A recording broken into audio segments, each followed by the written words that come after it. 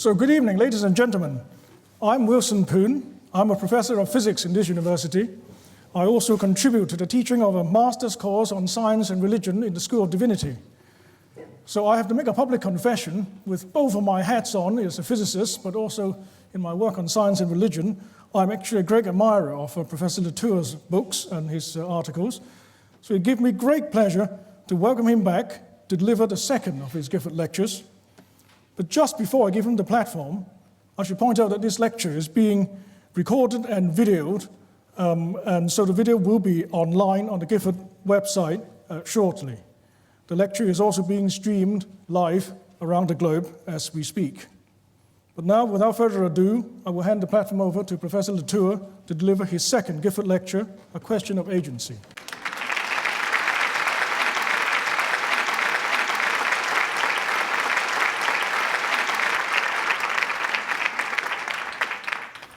Thank you very much for the rare confession. I don't have that many friends among physicists. Tonight, we are once again assembled in the hope of defining the condition with which we could face Gaia.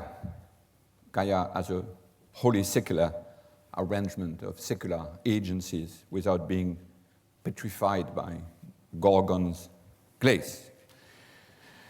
The following quote is from part 5 of Hume's justly famous dialogue concerning natural religion, when Philo, carried along by his skeptical argument that no knowledge whatsoever of the ultimate cause could be attained, to the great scandal, if you remember, of Demea, rambles about the many equally plausible and equally meaningless scenarios for the origin of the world.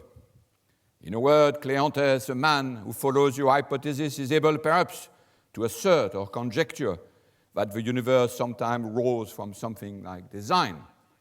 But beyond that position, he cannot ascertain one single circumstance and is left afterwards to fix every point of his theology by the utmost license of fancy and hypothesis. It's the work only of some dependent inferior deity, and it's the object of derision to his superiors.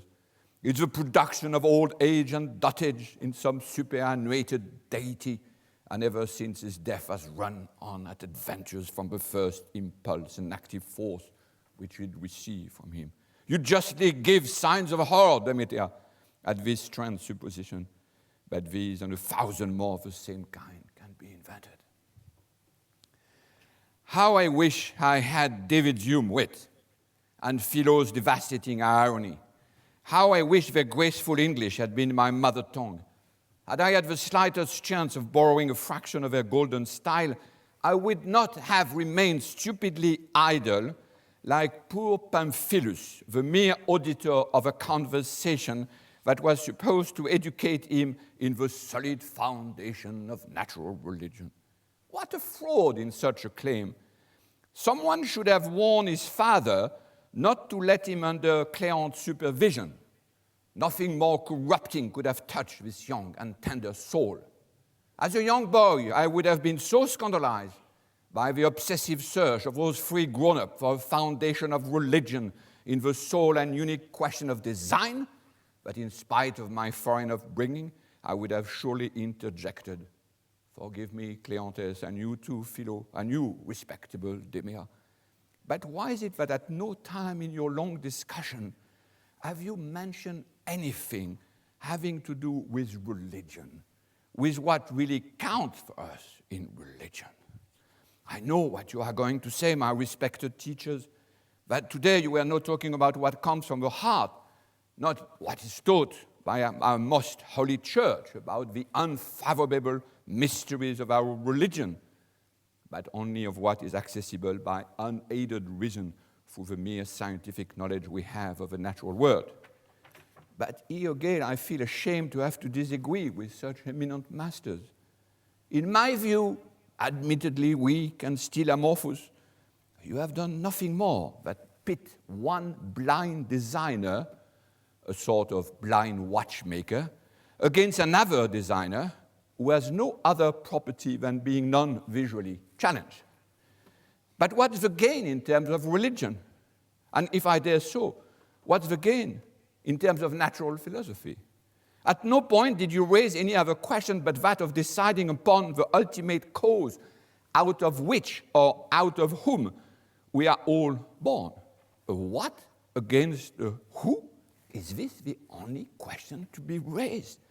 Is there a genuine difference between the two, or only a purely verbal one? But even more troubling, you establish a foundation for natural philosophy and for religion, and then base that foundation purely on knowledge.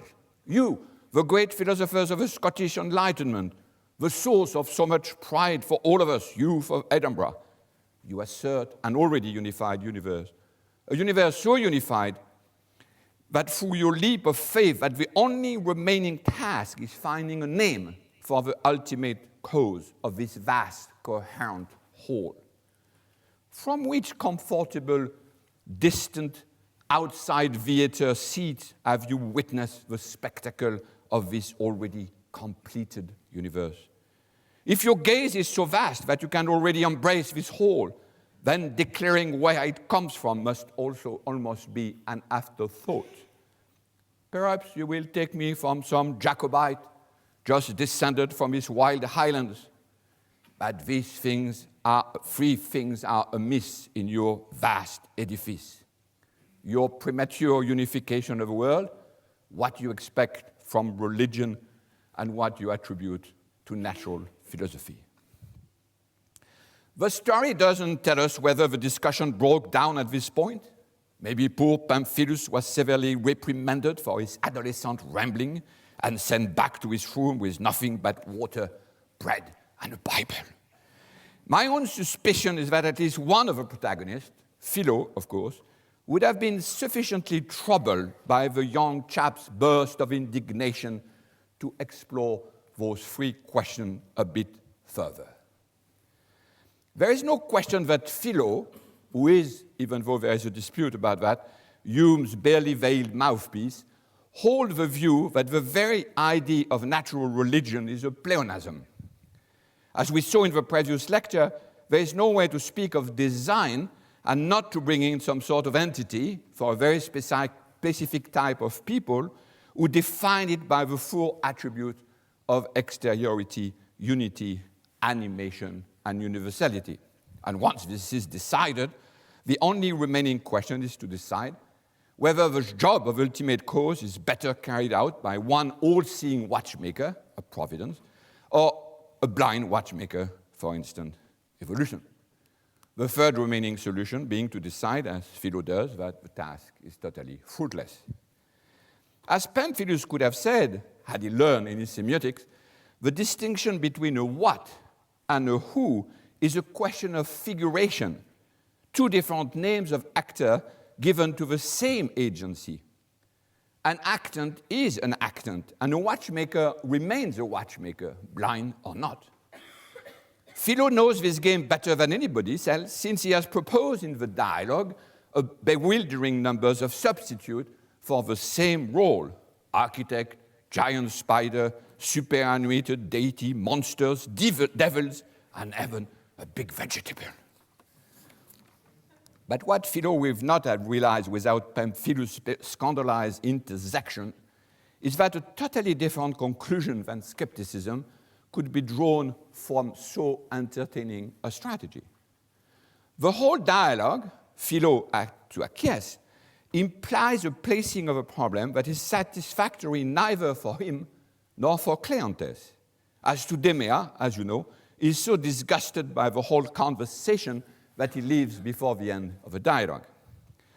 The reason is that the dialogue starts with the free arbitrary supposition that there is a universe already unified enough to be in need of an overall explanation, that the only way to raise the question is through the single requirement of knowledge, aided or unaided by scriptures, and that the religion dear to the heart of Pamphilus, Cleanthes, and even Demea will be abetted or destroyed only once a new and stable piece of information regarding the ultimate cause of the universe will have been secured.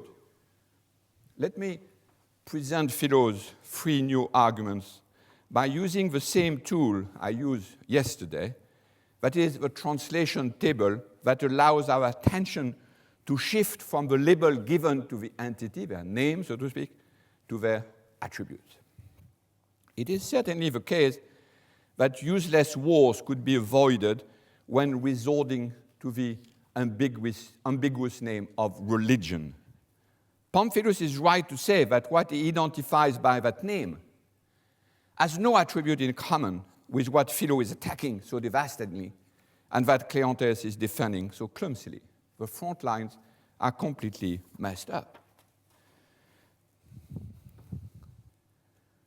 First, the people summoned by religion. So now I'm going to go for the last column on the right.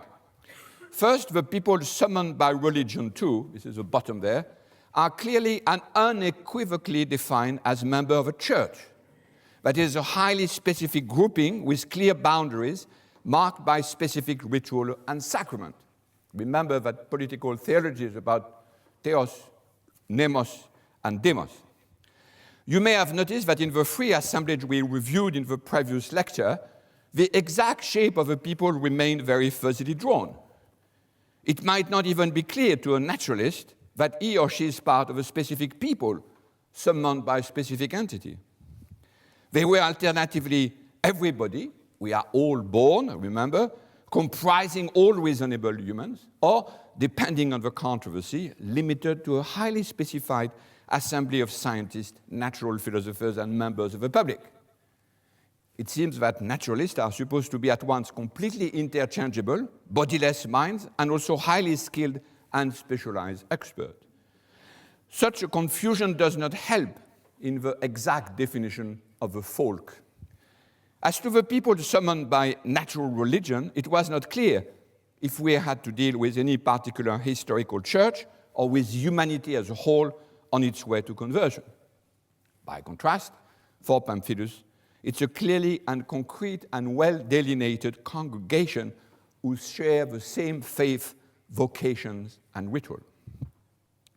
Second, it's hard to reconcile what I would call now religion 1 and 2 when one considers that the key features of a narrative offered by the Christian tradition totally subvert the very distinction between the people and the entity it summons.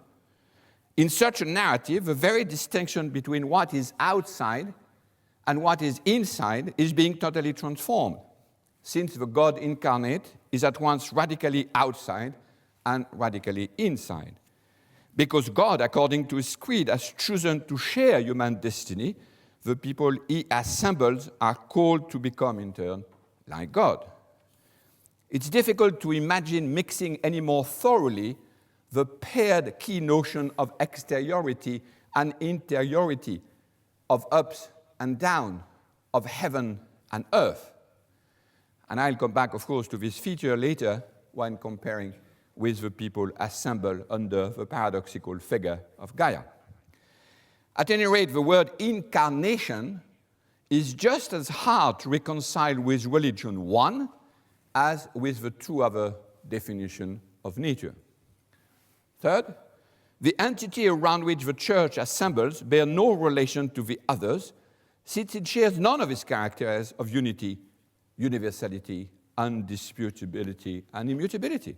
On the contrary, it's best characterized, as far as we can tell, by a chain of successive and radical metamorphosis, mutation, and conversion, reprise in the very definition of what is an entity called God.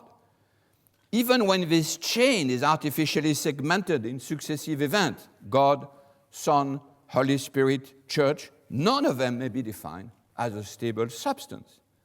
The label Trinity does not help much at this point, except that it underlines how far it is from an already unified God implied by religion 1.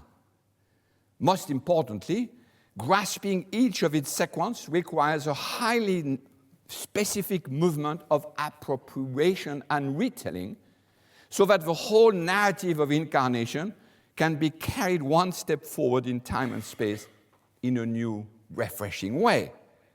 While religion, too, is defined by a succession of events taking up one after the other, religion 1 strives to define a distant and stable object. And it has no other way to define it except by choosing words but have to be as independent as possible from the distant target. By contrast, in religion too, the realization of the event, in all of the meaning of the word realization, depends on the logos, that is, on how to retell the narrative, how to address, and more exactly to convert the faithful, how to spread the good news of the gospel. Here again, the discrepancy between the two meanings of religion are baffling. The thing told and the word telling it are one and the same. That is, the word with a capital W, this word that stands at the beginning of John's scripture. Fourth, what is even more disturbing, and what explains Pamphilus' indignant retort, is that the very way of taking up those questions cannot possibly be grasped in the quite cool way in which natural religion seems to be complacently debated in this dialogue. This is where lies the most disturbing difference between religion too and all the other column. The talk is not about carrying information to know if there is a deity, a spider, and a big vegetable at the origin of it all, but about transforming, converting, resuscitating those who are talked to. And yet at no point in this celebrated dialogue does you make the smallest effort to even begin or understand this gaping difference that has nonetheless occupied the best mind in Christianity for about 1800 years. What is it to speak? Not about religion, but religiously. That is, to welcome, to generate, and to encounter again the beings proper to religion by the very way you preach to the people. David Hume's Scottish land of the 1750s, I'm sorry to say, just seems as untouched by Christianity as Cicero's benighted Latium in the 1st century. Remember, BC means before Christ, for those who remember. In the mid-18th century of our common era, which is the now official word, Hume does not seem to consider any other way to enunciate anything than by what could be called information transfer. That there might be another way, actually many other ways, and that there exists one aiming at transforming a person you talk to, or more precisely, that there are ways of talking that generate or produce person, he gives no indication of even contemplating as a possibility. For him, it seems there is just one regime of truth that he may use exactly in the same fashion to ask his butler if he could carry an umbrella to visit his friend Adam Smith, if his mistress loves him for good, if Cromwell was born the 25th of April, 1599, or if God is a spider, an architect, or a giant vegetable. One size fits all, and yet rational discourse is not to treat everything in the same dispassionate tone, but to learn how to detect the different tones adjusted to the different situation so as to be able to sing all of them in the right tune. That's my definition of rationality. This is, I think, why Pamphilus reacted so fiercely.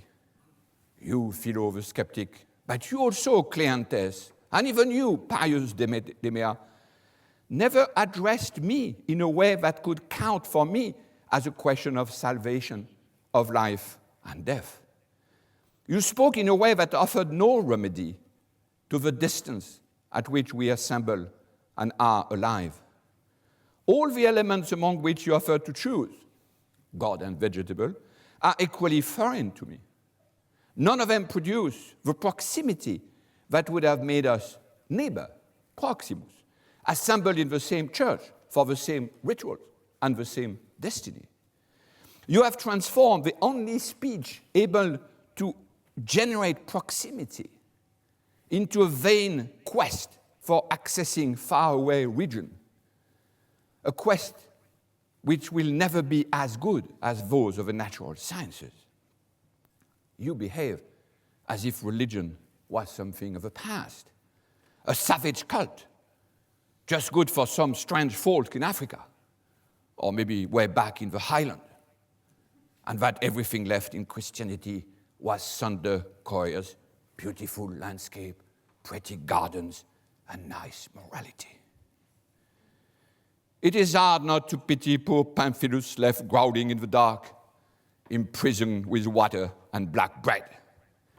How could he have imagined at such a young age that the grown-up in whom he has so much confidence could teach him a view of a supernatural that bore no relation whatsoever with religion, and a view of a natural that bore even less relation with the real practice of science? Had he had the chance to glance at our little table, he might have been prepared for this disappointing result. He could have noticed that the vague terms of natural religion mixes about 16 different features that had to be distributed among 4 different entities, summoning 4 different people who had no real reason to assemble in the same place. Quite an amalgam. It's really sad that the best minds of Edinburgh were able to leave this poor chap hopelessly saddled with the confusion created by a search for natural religion when he was trying to live up to the several ways in which the worlds can be gathered together. How sad it is to see that the real enough difference between the far away, accessed so beautifully by the sciences, and the near at hand, accessed so efficaciously by religious too, have been so hopelessly reversed that Demea, when he needs to talk with a tremulous voice about the unfathomable mysteries of his religion, has to point his finger to the sky, whereas when talking calmly with Philo about scientific knowledge, he targets the earth below. And yet, there is no irrational mystery in Pamphilus' religion, or rather, religion is transmogrified into an unfathomable mystery precisely because of its reversal in the direction of a gaze, and because the various ways they are to reach the different target are omitted. Demea, when talking about spirituality, should have directed Pamphilus' attention toward the close at hand, and when talking about science, toward the far away. But to succeed in both directions, he should have sidestepped twice the sharp limits imposed by common sense. This famous common sense that remained just as insensitive about how to generate neighbors as it is on how to access the far away. Persuaded as it is that there is nothing in the world but middle-sized dry goods that can be talked about, as they say, matter of factually. You understand why Pamphilus' father should have been warned. The net result of his famous dialogue is that common sense triumphs against religion, but also against science. It's a poor education that misses the far away just as much as the close at hand. It's a poor education that renders Copernicus, Galileo's, and Newton's long night of labor as impossible to register as the detour that the Good Samaritan has to take to transform into his neighbor, his prochain, Proximus, the poor bloke left half dead on the road from Jerusalem to Jericho. If that's the result of Scottish Enlightenment, then it must have cast a deep shadow over lots of other sources of light and mark not the beginning, but rather, I'm sorry to say, the end of an era. The scandal, of course, resides in the way Demea too quickly accepted that the ordinary tools of reason could no longer follow the process of his religion in a continuous step-by-step fashion. Probably out of desperation, he resigned himself to jump headlong into the comforting murkiness of profound mystery. If such an abandon of rationality could not convince Philo, it did not educate poor Pamphilus either. He was left with the only solution, to take a great leap of faith, just at the point when renewed attention and care in following the thread of experience would have been most necessary. If there is something clearly shocking in Demea's abandoning of rationality, There is something more forgivable in Cleantes' attempt. To be sure, he does nothing to help his pupil to register the attribute of religion too. He too believes that it's necessary when talking about religion to look high up instead of down here. But at least he doesn't wish to abandon the procedure of reason and does not think that a tremulous voice will help him answer his God's call in the right key. This is why he's beaten by Philo every time. He repeatedly tries to use the vehicle of information transfer in order to access a type of truth for which it's as ill adapted as an overstretched limousine snaking its way through the narrow country lanes as in the first opening scenes of Lars von Trier, Melancholia. I'll come back to Melancholia several times. Every time Cleantes realizes that this expensive vehicle is in the lurch, he admits quite frankly that it is not the trip he wished to take in the first place. But the problem is that just like Justine in von Trier's Heroine, he has no other place to go and no other ride to take it. Anyway, what makes Cleantes' attempt so vacuous and yet so important for our undertaking tonight is that Cleantes, as far as we understand it, refused to believe that religion number 2 could have no consequence whatsoever on nature. To put it bluntly, he does not want Philo to own the whole real world for himself. This too would be a flight from reason, just as dramatic as Demea. You may criticize natural religion, prove that it's a pleonasm, but you don't want nonetheless to let nature swallow creation entirely, especially if it's nature number 1 that does the swallowing. So Cleantes, in my view, tries to counterbalance the dangerous drift that would restrict religion inside the heart, limits its vocation to the salvation of only humans, and even more narrowly shrink the salvation of those humans solely to the souls of a few members of a church. Cleantes knows very well that incarnation is not simply about the self. And yet, Cleantes' enterprise could be taken much more seriously. I think his aim is to hybridize through another grafting of the people assembled by nature with the people assembled by religion number 2. At the very least, through this misdirected obstinacy, he indicates that the task of political theology is not yet completed.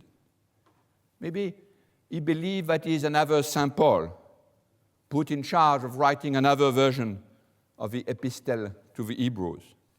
Except this time, it's not to the people of it's to the people of a naturalist, and not to those of a circumcision that he is trying so clumsily to address his message of salvation.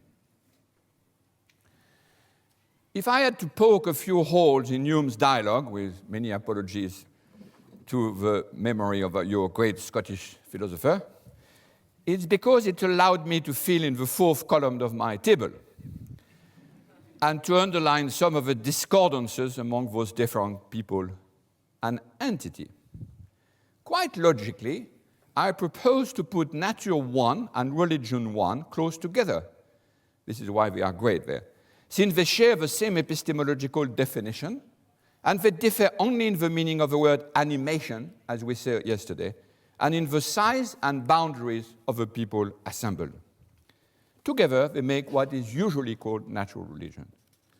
Such was the canonical departure point for many meditations on how to reconcile materialism and spiritualism, science and religion, object and value, is and ought.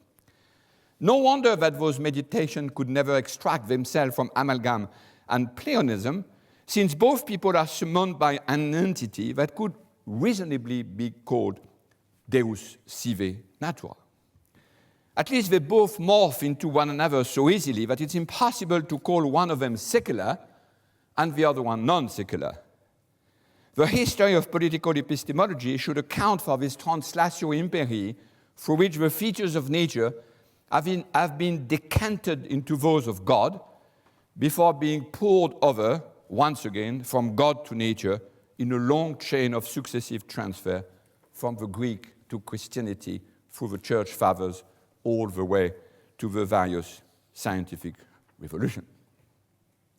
Since the time might have come to put new wine into new wineskin, I propose a risky move. Sorry, too many tables. There will be no table in the other lectures, I assure you. Putting side by side the two lists of features that had apparently nothing in common. We are now talking about the two one on the right, which had nothing in common, since one is about information transfer, chains of reference is my name, while the other, as we saw above, is concerned with transport of transformation, if I could say that. The two people assembled by those entities are entirely distinct. One is trying, through instrument and delicate chains of reference, to access the invisible and the far away. The other, through predication and conversion, to multiply those who are near and close. So far, their only joint features are first to be equally ignored by common sense, and second to be each in its own way the hidden agenda of one plank of a program making up natural religion. And yet, they might share something much more essential, provided we consider the overall effect of such realignment and begin to compare our two columns 2 by 2. What is interesting is that as soon as we render problematic this premature unification of the cosmos, which are the two one in gray here, by contrast, a new communality appears in the two other columns on the right. Both are fully secular, provided you agree to designate by this somewhat capricious adjective ways of life that do not rely on the pre-existence of an overarching God/nature. Since in order to reach their different goal, they cannot rely on such a deity to do the job for them, both have to pay the full price of their extension, a common feature that I want to underline now. When taken as practices, scientific discipline launched in the hard step-by-step process of reaching the invisible and the far away have to encounter, one after the other, each of a new and surprising agent composing a world that is not yet unified, not yet undisputed, not yet outside. That's why the scientific way of life is simultaneously so slow, so diverse, so exciting, and why also it's so frustrating and often so controversial. To call something scientific is not a guarantee of a certain success, but the warning that a risk has been taken that may end up in failure.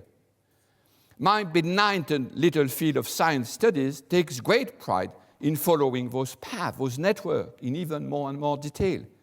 How scientific procedures have to pay the full cost of each segment along their extension, from a new surprising agent brought to the laboratory and then once submitted to harsh laboratory trials, how it managed to maintain its complex system of proof outside of its narrow confine so as to survive in the real world outside.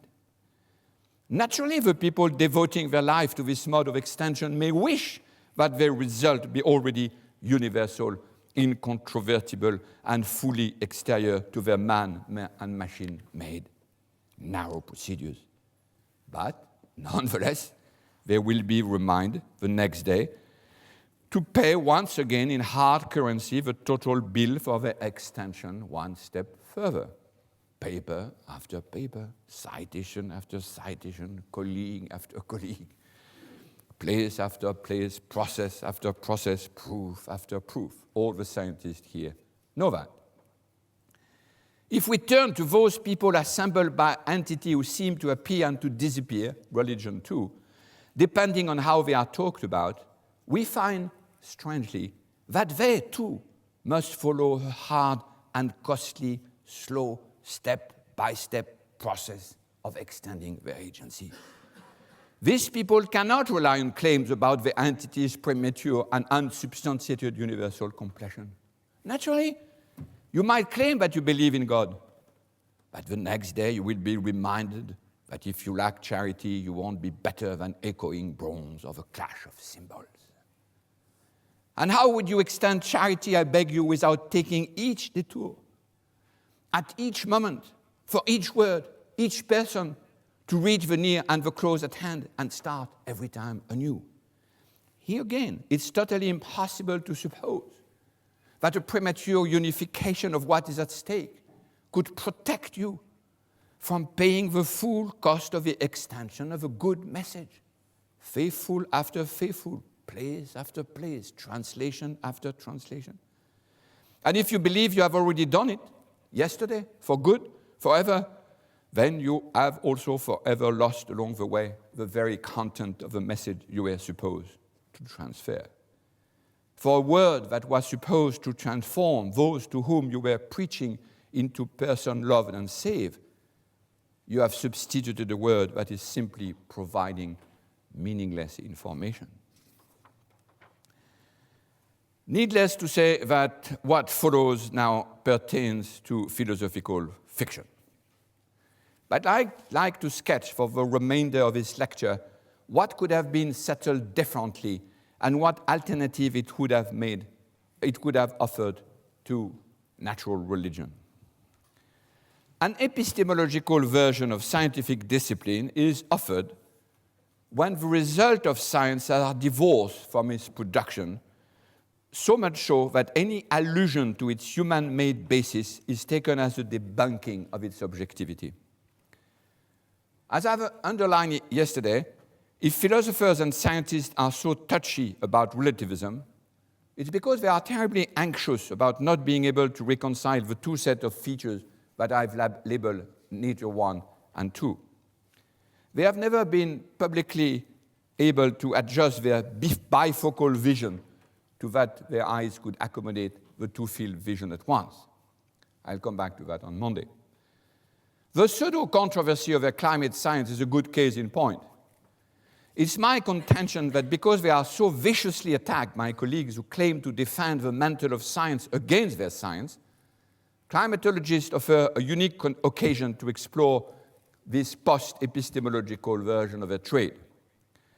Every time climato-skeptics mention the word lobby to describe their enemies, they point to the existence of a real enough community of scientists. By highlighting this community equipped with instruments, working with model, exchanging emails, going to conferences, standardizing data set, applying for money, organizing consensus meetings, publishing policy summaries, they believe that this humble and material activity should be taken as proof that climate science is not a really good science. They seem to believe that climate science could be better known independently of any scientific network, or that any one of them, by the mere power of reason, should second-guess what tens of thousands of colleagues have passionately assembled. Or that there exists somewhere a true knowledge of a climate ready to appear mysteriously, without any mediation at all, to reveal the final truth about itself through clear-cut evidence. A sort of burning bush revelation, except this time in plain speech.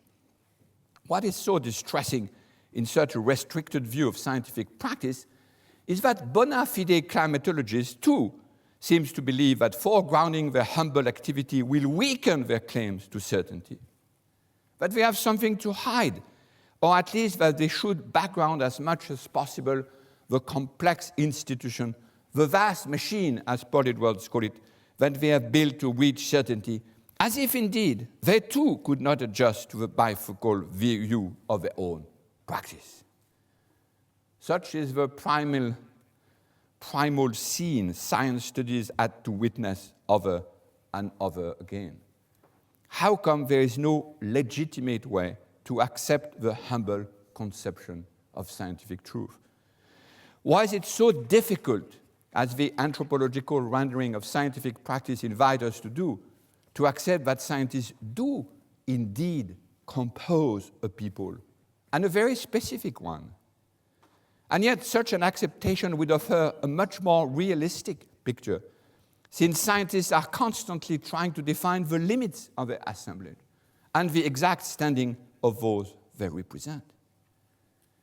Why don't they confess that they are indeed a people engaged in the complex process of people and world building? There is nothing wrong in drawing in one single movement a type of agency, a type of people, and a type of entity, theos, demos, and nomos. That's what science, anthropologically and not epistemologically defined, is all about. When climato-skeptics denigrate the science of climatologists, they too assemble another flock, define other entry tests, police differently borderlines with new documentation, endow matter with other quality, expect from politics other goal, and probably live under another god. So do climatologists. Who are you representing, and what are you fighting for? No reason to hide yourself behind the idea of a view from nowhere held by people who belong to no people. One is tempted to tell them, stand on your own ground for God's sake, instead of believing that you have to try to make your science answerable to the impossible standard of epistemology, require you to disembody yourself toward a place of no place. Of course, climatologists would be able to stake their ground more firmly if they could clarify the strand status of the agent that they are claiming to represent. They are not helped, it's true, by this odd idea that they act in the name of mute agents that speak nonetheless about themselves in strange tongues. Here again, climato-skeptic would like them to decide. Are you doing the speaking about the climate, or is it the climate that speaks loud and clear by itself? But it would be ludicrous to reply to such a demand. One could instead address them more vehemently. Why don't you proudly accept the extraordinary rich anthropological repertoire that scientists have managed to build through the century in order to make things speak so that they do speak through the scientists? If people tell you that you indulge in politics and that you are taking yourself to be the representative and the voices of many hidden and suppressed voices, say yes, for God's sake. Yes, of course. How would anyone know the first thing about the climate without you, scientists, and your paraphernalia?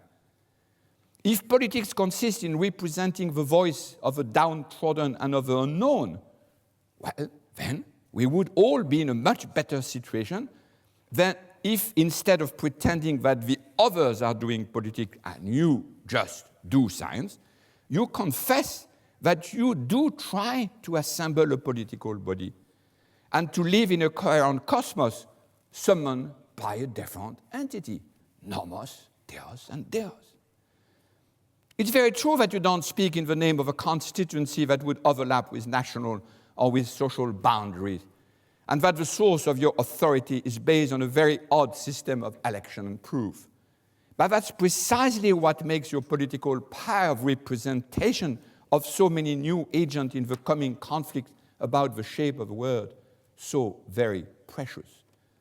Don't sell this political for a dish of bread and lentil stew. Such a view does not cast any doubt on the quality, objectivity, and solidity of scientific discipline. It's just that the networks of practice are finally foregrounded. The point was harder to make, I agree, at an earlier time, when the paraphernalia, the groups, the cost, the institution, and the controversy around matters of fact were not so visible.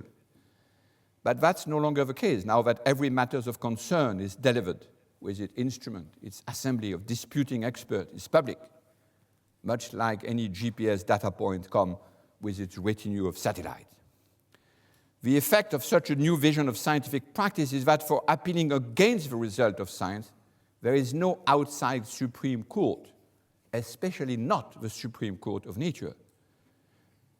In other words, knowledge has stopped floating mysteriously around with the strange ability to sometimes disappear and sometimes fuse with the thing known so completely that it couldn't be distinguished from it, as if the thing in itself was made in and of knowability, as if it could be known even without the equipment and networks of real-life scientists waiting quietly for them to appear and say exactly the same thing they eventually said.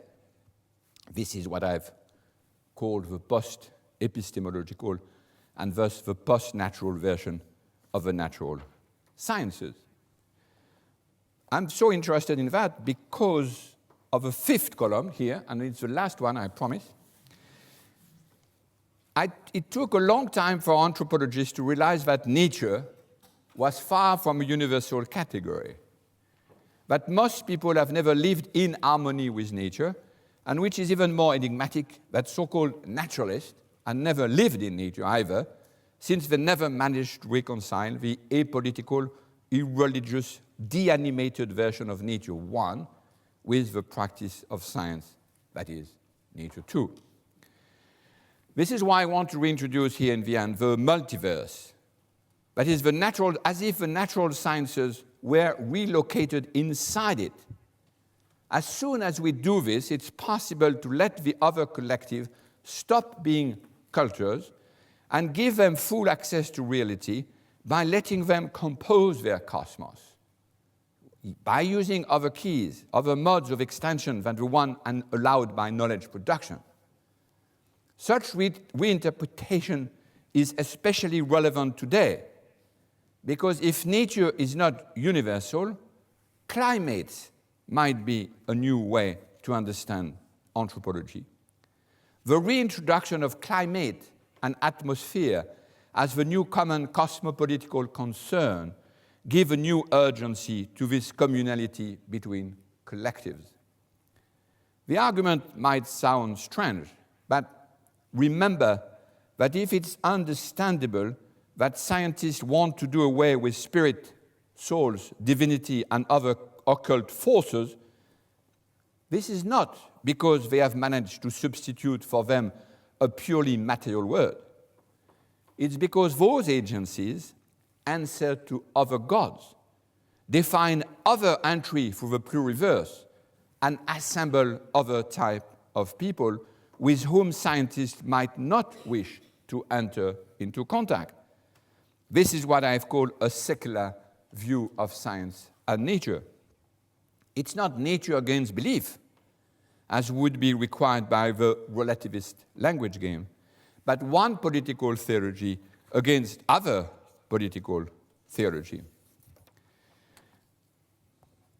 Were I audacious enough to suggest another end of the celebrated dialogues on natural religion, I would have assembled the protagonist in Hume's smoking room. I visited his house and asked his butler to bring cigars and port. I assume he had a butler.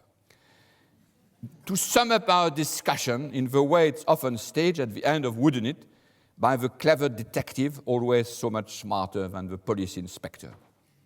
In my case, unfortunately, it will be much less conclusive since we have only hapless Pamphilus to play the role of Mrs. Marple.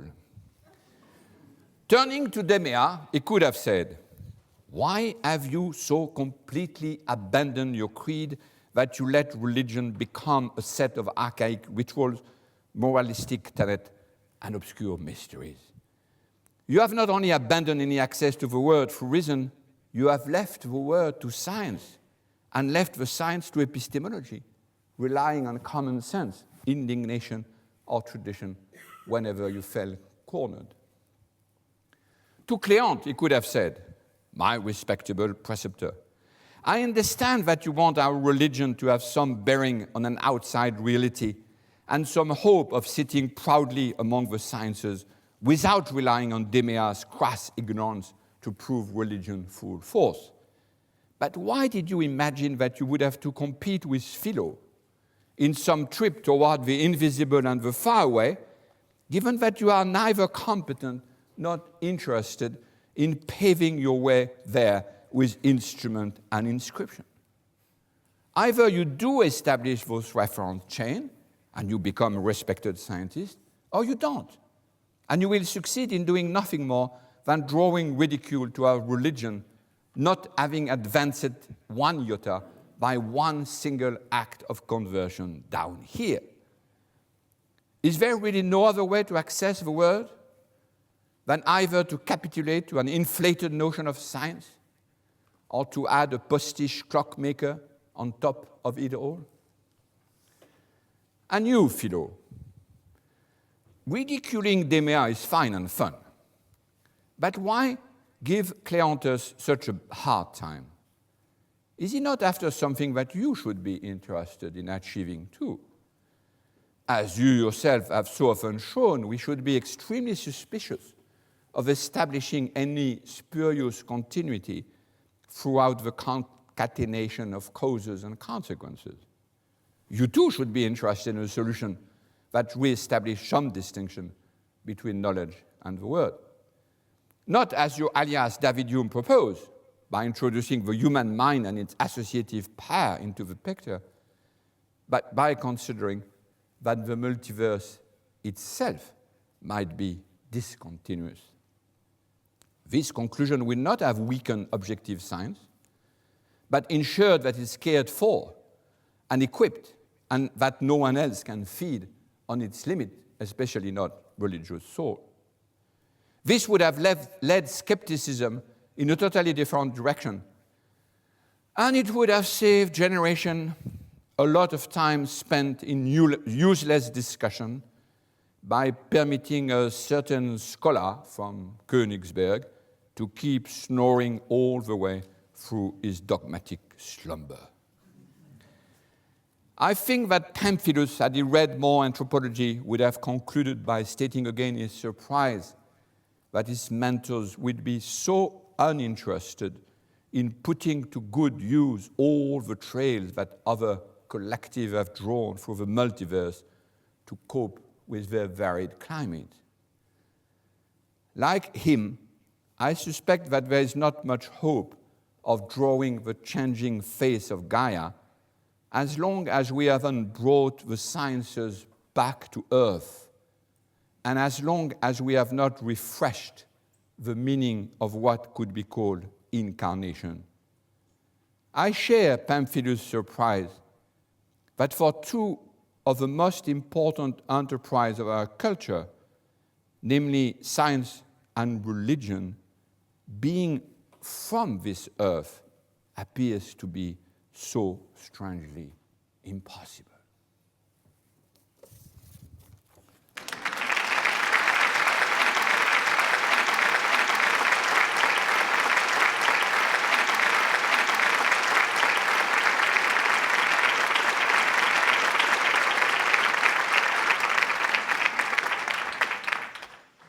Well, thank you, Professor Latour, for that scintillating rewriting of David Hume. I don't think that exercise has ever been attempted by a Gifford lecturer before.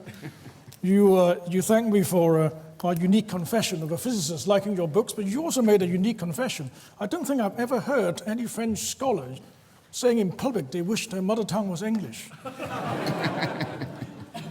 I think you might have trouble getting back into France. This lecture is being televised, around the world. They may require you to give back your passport. But anyway, let's do exactly the same as previous nights. Those who would have to leave can leave now. We have 2 or 3 minute break. And then afterwards, Professor Latour has kindly agreed to take questions again for 10, 15 minutes. So before we move on to the questions, I'm asked to remind you that the Right Reverend Brian Smith, the former Bishop of Edinburgh, will be facilitating a discussion of these Gifford lectures Thursday next week, after the last lecture here in Cecilia's Hall at 7:30. You're all welcome to come, there's no need to book. So like last night, it will be a roving microphone. Let's have the first question.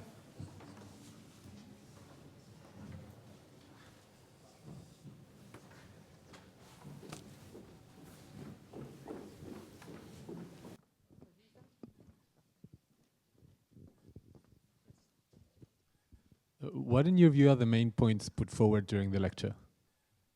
Sorry? What, in your view, are the main points put forward during the lecture? I would say that it's you to answer that, no? You want me to show the table again, probably?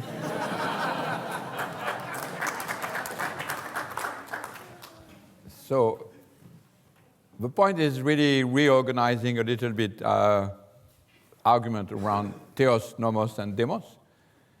Natural religion is pretty unified version, which suppose that a lot of the things are already unified, except design versus de-animated.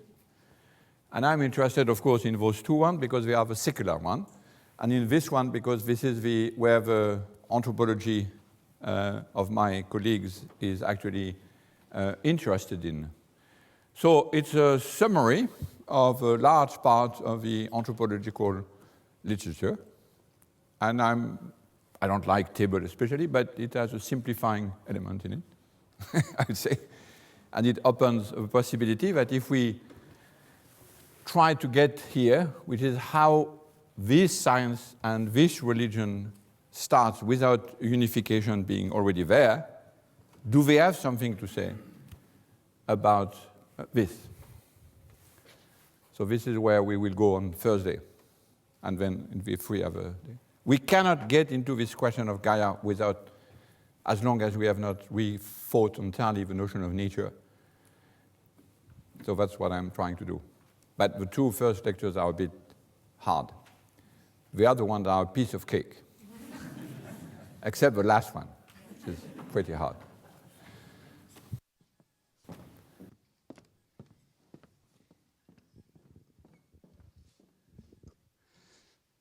Thank you. I could very well follow your description of science, but I was asking where does come from your definition of religion?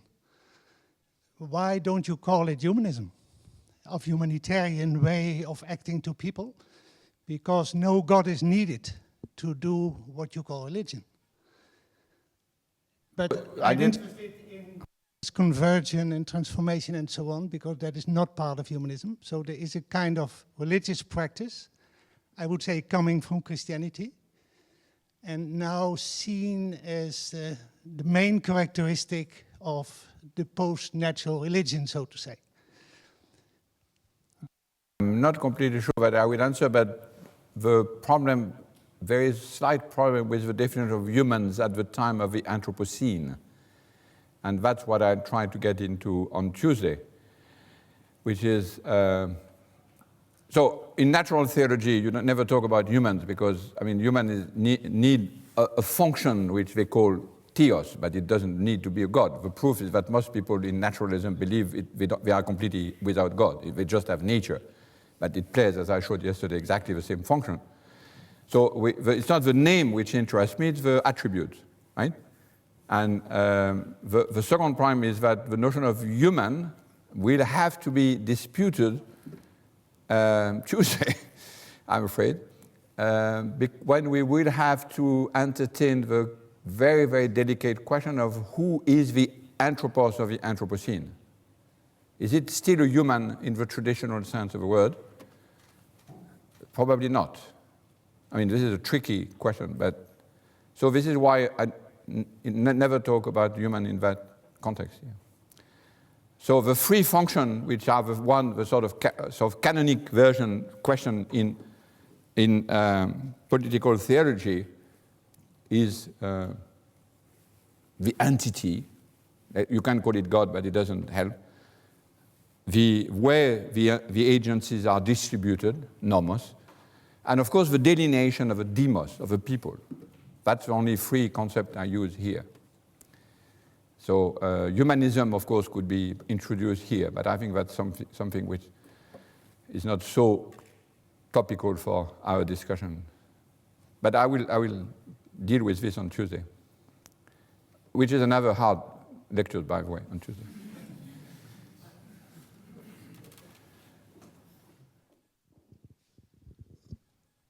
Thanks for the talk. I just had a question on the fourth column, your religion 2 column, which is first how you chose those 4 attributes and why you didn't choose others. And secondly, what difference would it make for you if you chose another religion than Christianity? Those 4 attributes are admittedly quite central to Christianity, but perhaps not to other religions. And if you talk about Gaia as a global entity, then what does that mean? That's a very important question. I limited the religion question here to Christianity because that's where the natural religion argument has been developed mostly in the Gifford series. But of course, it's perfectly well taken. There will be lots of other tradition. Yet, I'm interested, I will deal a bit on that in the last lectures. Natural theology, political theology should be able to address a very, very different type of connection with this other tradition around ecology. But this is a completely open field, and it takes a long time you understand that my main point here, to answer first, is to bring the science back into anthropological vision. So when we will try to reopen the discussion with lots of other religious traditions, it will be very important that we know what we mean by science and what sort of people is associated with it. If not, it makes the whole nature is back, and with it, the elimination of politics. So this is why I keep the discussion here around Christianity only. But you're perfectly right. I mean, this is now why do I choose the four? It's a highly simplified version of very traditional theology. I mean, the notion that it's a very different way of speaking. It's about incarnation. It's about saving. It has nothing to do with far away.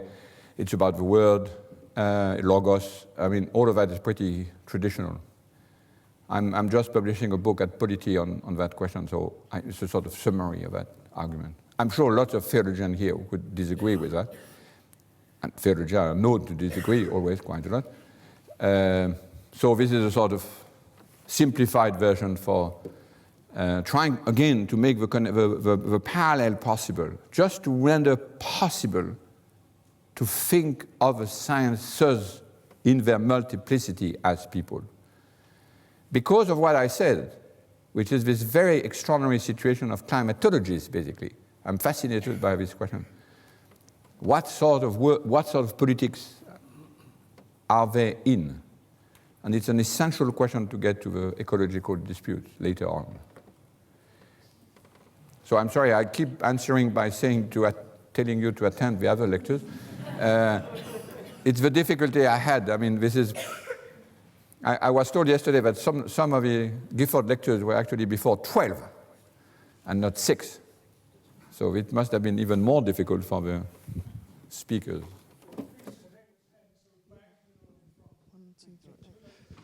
Thank you very much for that lecture, Professor, also for that yesterday, which I enjoyed very much.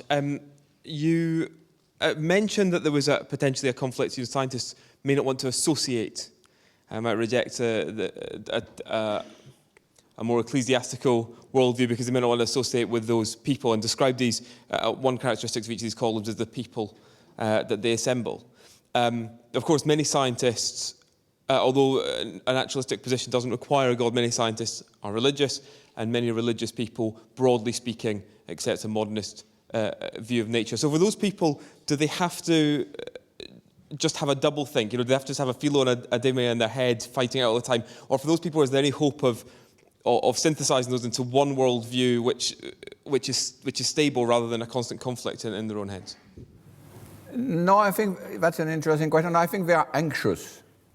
And this anxiety, which has always been there for the science since the beginning of the scientific revolution, is even stronger now because all these sciences which are... See, the surprising situation, which is the one which is associated with Anthropocene, is that it's simultaneously a victory of science, because none of this phenomenon is known for the sciences, and yet it resembles in no way the ideal of a scientific worldview as it was imagined in the time of the 17th century, because the status and authority of the sciences is so different. And it's not actually not the physics which is so prominent. It's a lot of other sciences which are basically natural history and model building. I mean, this is very surprising for those who are interested in a scientific worldview. And as I will see, Gaia is not nature anyway. That's what we will learn, hopefully, on Thursday. So they are not divided, they are anxious. And it's very interesting when you talk to climatologists, they know that their defense of themselves in epistemological way is just a way of them being fired by the climato-skeptics.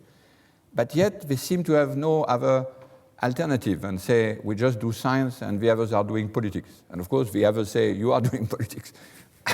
And the poor guys are just crucified. I mean, crucified is not the word. I mean, they are just shot. So it is, that's what I'm trying to offer. I mean, okay, what would it be changed if you were people engaged, which is what we will see on Monday, another difficult lectures, by the way, on what it is to accept the fact that there is a battle about all these questions. But it is a conflict. Nature is no longer there to unify us. Ecology is not the realm of agreement and nice feelings and unanimity. It's actually the most conflicting, another set of conflicting matters of concern. So my solution, which is a bit strange, is to reconcile the scientists with their own people, so to speak, and to say, wait, I mean, you cannot simultaneously be everybody disembodied from everywhere and simultaneously somewhere inside a land. You have to accept the fact that we are on an earth which you defend in a certain way against other people who are accusing you for political reason, but politic in the real sense of the word. And why don't you accept this situation? It doesn't mean it simplifies the situation, but at least they won't be divided. They will be fighting on the war path. Scientists are on the war path, which is a novelty for them, because they were always trying to say, well, we just do science and then the rest is politics. But now we deal with the climate in which we are all located. So it is a complete change in the way science and politics is related, and that's what I try to register in those strange arguments. Thank you, Professor Latour, for 2 fascinating lectures. My question would be, say that again? There are 4 others more. Yes, I equally look forward to them. My question would be, are you aware of any philosophical tradition which has had a more secular view of nature? Say the Eastern philosophy per se, the Vedic traditions or the Oriental traditions, which in which perhaps this conflict is not so accentuated as it might be in the Christian context. No, it would be really interesting. But in our tradition and inside the Gifford series, is of course, Whitehead would be one of them. Strangely enough, I mean, because the Whitehead God is a very strange God. It's a very secular God in the sense here. The secular, which is a difficult word here, means that there is no already accepted referee when there is a conflict. That's the point I will make on Monday. And that's where the thing begins to be interesting. So I'm sure there are lots of other traditions in which the premature unification and depolitization of science has not been made. And I would be interested to learn more, obviously, about that.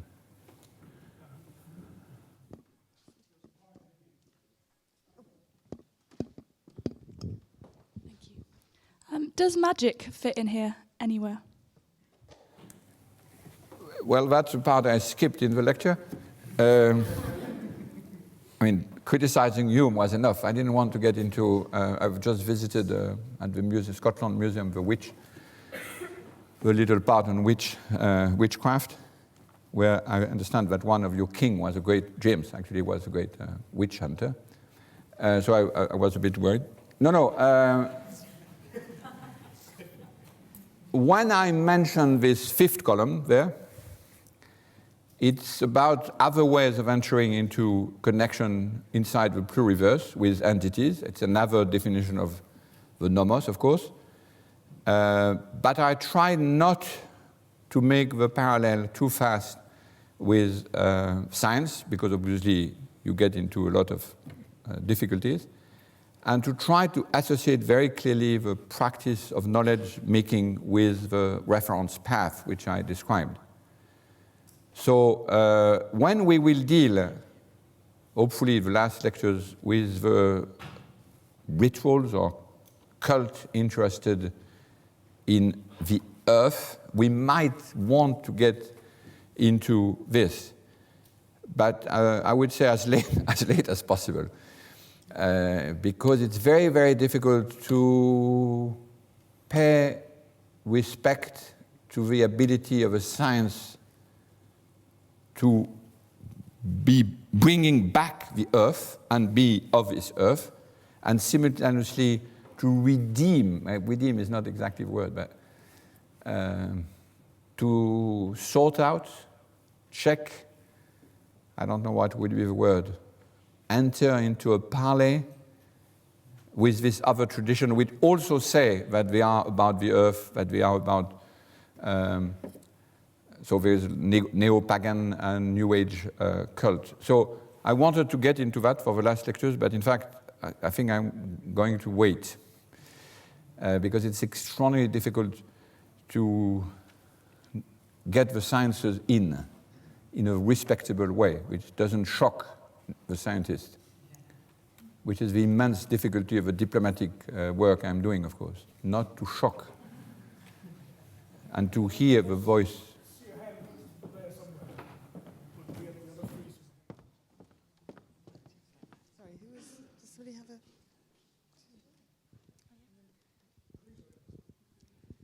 Thank you. I wanted to pick up on what you were saying about the relation between words that are supposed to transform and words that only provide useless information, and the fear of foregrounding the humble activities of science. And my question is, what, if any, further guiding principles are there, in your opinion, for those who wish to practice social science in a way where they stand their own ground, like you say, and confess their assemblage of a political body, and who want to make things and make knowledge that undeniably comes from and defends the earth? Well, that's a tough one. So it's about the social science, sort of. I think I cannot answer that one right directly. What counted in this? See, natural religion is made of this amalgam, which I think it's clarifying to try to distinguish reference making, which is what science studies have been so good at showing. How is this pavement of reference made and the price to pay to obtain knowledge? And that includes, of course, the social sciences. And then there is a completely different ways, but there are lots of others. There are not only two, there are lots of others. The one I characterize here inside a very, very limited tradition, Christian tradition of religion, is, I mean, there are lots of theologians here, I think they would agree with me, something which is associated with the logos that convert and transformed those who are addressed to. That is, carry not information, but transformation of those who are addressed. That's one, another one. But there are lots of others. And of course, politics is completely different yet. And there are lots of others. So this is what I'm trying to do in a completely different work from here, which is an inquiry into modes of existence, where I try to capture this multiplicity of ways of addressing. And that's what I alluded to when I said rationality is about listening in their right keys for all these ways of organizing or producing truth conditions, so to speak. So, but here I was just interested in the two, which is one way, because it's first because it's a topic of a Gifford, but also because it's a sort of massive organization of our way of life, that there is one way to access the far away and another way to produce the close at hand. And that has nothing to do with common sense, because common sense ignores both. It's as ignorant of science as it is as prochain. And that's why I push the thing. Now, what are the consequences in social sciences that would require long other discussion? And I'm not up to the task right now, I'm afraid.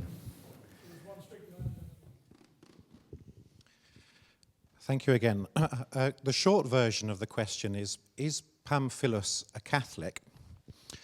And the slightly longer one is that one of the extraordinary aspects of the wonderful outrage that you attributed to Pamphilus is the inability of Cleanthes and Philo to take transformation seriously, a sort of kind of fixed universe where things are, and fixed people.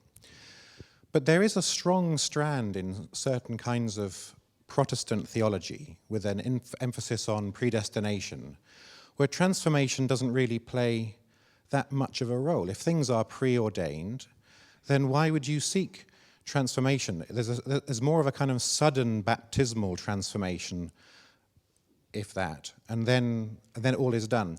So in some ways I was reminded of Voltaire's complaint about the English, even though he was a Catholic, which, 100 religions, only one source, melted butter. There was a certain kind of Catholic voice in that. But I wondered... I miss the butter thing.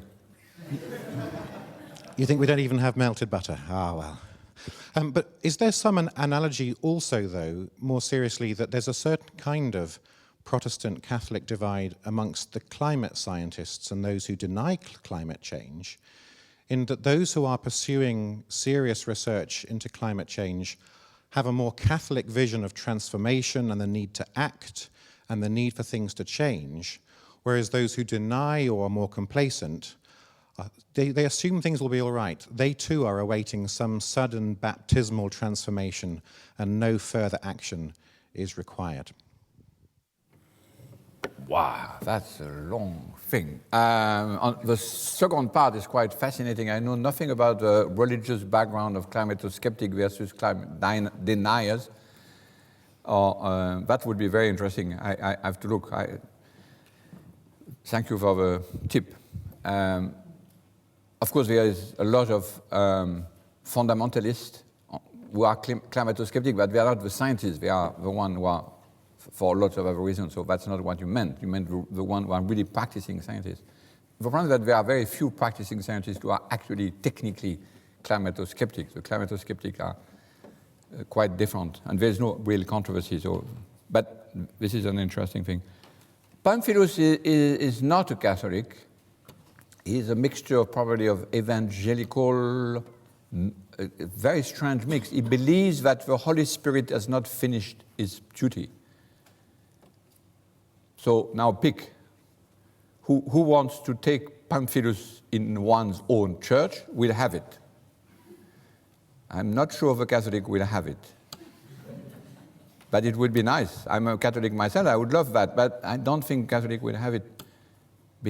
We'll see. We'll see when we mixed or try to connect incarnation and being on this earth, after having lifted the faux amis or the red herring of paganism. So this is one thing which is very delicate to do, and we will see what Pamphilus' religion is. So far he's scandalized by Hume. He's scandalized that religion could have disappeared so completely from Edinburgh in spite of the numbers of fights among religious people at the time. And he's probably not, no, I don't think he's a Catholic. But what is his religion is really a question. I think religion is not past. So he is like St. Paul. He is somewhere in the 1st century. He is thinking that the people can be produced, generated out of the old folk. He is writing the epistles to the Hebrews in some way. And I think that's what is in question in all this political theology around Gaia. It's a very strange mixture. That your question is very interesting. I'm afraid in view of the time, I know there are many more questions, but I think we will have to finish there. But so let me, just before I thank Professor Latour again, remind you that if you have all these questions and want to discuss it further, it's nothing better than coming to the discussion that Bishop Brian Smith would be organizing at the end of the lecture series. But let me, on your behalf, propose to thank you again, Professor Latour, for a fantastic lecture and for answering all our questions. Thank you again.